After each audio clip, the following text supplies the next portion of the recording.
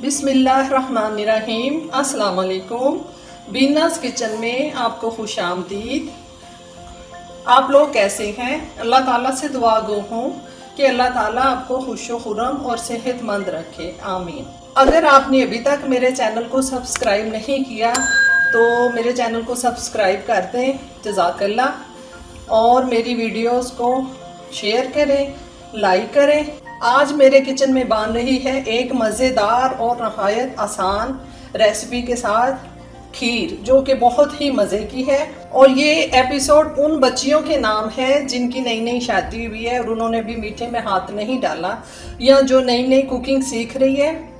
आप मेरी वीडियोस को प्लीज़ एंड तक देखिए। इसमें साथ साथ मैं टिप बताती रहूँगी और मेरे चैनल का मकसद भी यही है, डिलीशियस एंड ईजी रेसिपीज़। ठीक है। जिसके खीर के लिए है मैंने 2 किलो मैंने लिया है दूध, जो उबलने के लिए मैंने रख दिया है। हाफ कप चावल जो मैंने 4 घंटे भिगो लिए थे, फूल गए हैं। पौना कप चीनी मैंने ली है, वो थोड़ा हम देख के डालेंगे क्योंकि चीनी थोड़ी मोटी है। और थोड़े से बादाम गार्निश के लिए। चलें शुरू कर। दूध मैंने लिया था 2 लीटर। फ्रेश दूध आप यूज़ करें तो और अच्छा होगा। मैंने मिल्क पैक लिया है, इससे भी बड़ी अच्छी सी बनती है। दूध हमारा उबल रहा है। अब मैं इसमें डालूंगी चावल। और चावल आपने साबुत डालने हैं, ना इनको पीसना है, ना इसमें खुश्क दूध जाएगा। सिर्फ दूध और चावलों से बहुत मज़े की खीर बनेगी।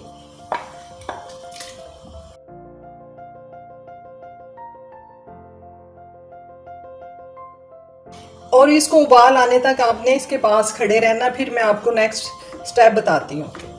दूध उबलने लग गया है, इसको अब हमने बिल्कुल हल्की आंच कर देनी है इसकी। लेकिन इतनी आंच रखनी है कि दूध हल्का हल्का उबलता रहे। और आपने बर्तन थोड़ा खुले मुंह वाला लेना है ताकि उबल के बाहर ना आए। अब इसको मैं आंच को कर रही हूँ हल्का।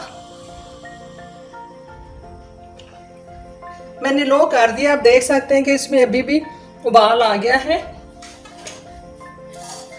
इस पे रखूंगी मैं ये छलनी, और ये वाला जो इसका ढक्कन है ये मैं उल्टा करके रखूंगी हाफ के करीब। अब इस पोजीशन पे हमने इसको आधा घंटा पकाना है। आप आके बीच में 1 या 2 दफ़ा इसको चेक ज़रूर कर लें, फिर मैं आपको बताती हूँ इसके बाद क्या करना है। हमने इसके पास मुस्तकिल खड़े नहीं रहना। खीर काफ़ी गाढ़ी हो गई है। मैंने 3-4 दफ़ा आके इसमें चम्मच चलाया है क्योंकि किनारों पे ये लगता है तो उसको उतारना होता है।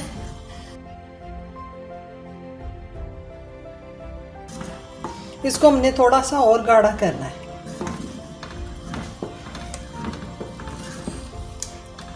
अब ये मौका है कि आपने इसको खड़े होकर मुसलसल चम्मच चलाना है ताकि खीर जो है हमारी नीचे लग ना जाए।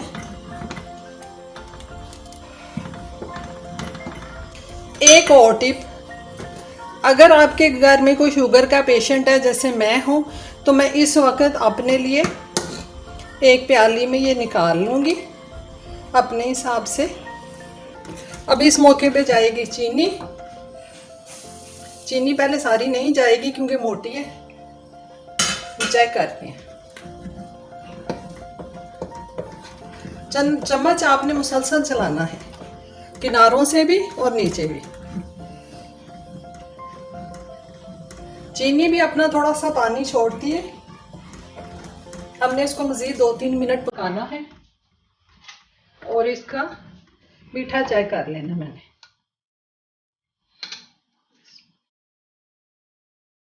ये पूरी ही चली जाएगी।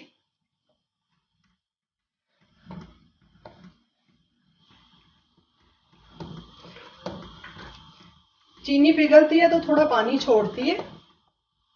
हमने इसको थोड़ा सा 2-3 मिनट और पकाना है। चीनी को आप टेस्ट ज़रूर करिएगा, ताकि अगर आप ज़्यादा मीठा लेते हैं तो थोड़ी चीनी और डाल सकते हैं।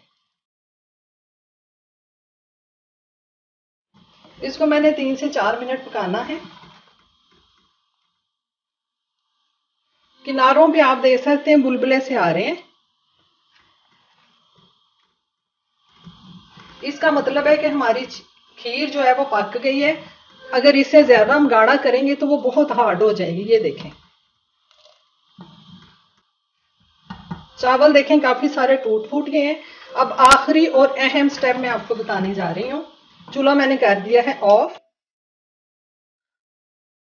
थोड़ी सी स्टीम मैंने इसकी निकाल ली है।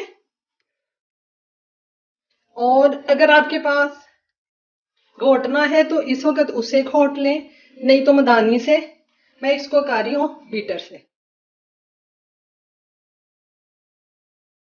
आपने इसको इतना बीट करना है कि इसमें ना ये झाग सी आ जाए, जैसे दही के लिए होता है।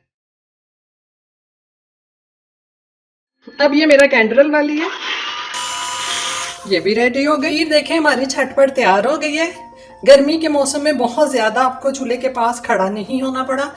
और आप यकीन जानिए कि साबुत चावलों की जो खीर होती है ना, वो बहुत ही मज़े की होती है। ये मैंने अपने लिए ठूठी में निकाल ली थी, बच्चों को भी मैंने दी है। इसमें बहुत मुझे मज़ा आता है और उंगली से खाने से। मैं आपको खा के अभी बताती हूँ। इसमें ठंडी ठार मज़ेदार हमारी खीर तैयार है। आप इसको ज़रूर बनाइएगा, क्योंकि ये मेरी अपनी पसंदीदा चीज़ों में से है जो मैं अपने हाथ से बनाती हूँ ना। ये मेरे लिए फेवरेट है। ये खीर खाने के लिए ईद पर लोग शौक से मेरे घर आते हैं और मुझे बहुत अच्छा लगता है इसको बनाना भी और खिलाना भी। और आखिर में इस दुआ के साथ कि अल्लाह तमाम बीमारों को शिफा याबी अता फरमा, आमीन। मेरे चैनल को सब्सक्राइब करें, अच्छे कमेंट्स दें अगर आपको अच्छा लग रहा है, क्योंकि आपके कमेंट्स ही हैं जो मुझे आगे बढ़ने का हौसला देते हैं। और मुझे बहुत मज़ा आता है आपके कमेंट्स पढ़ के। अल्लाह हाफिज़।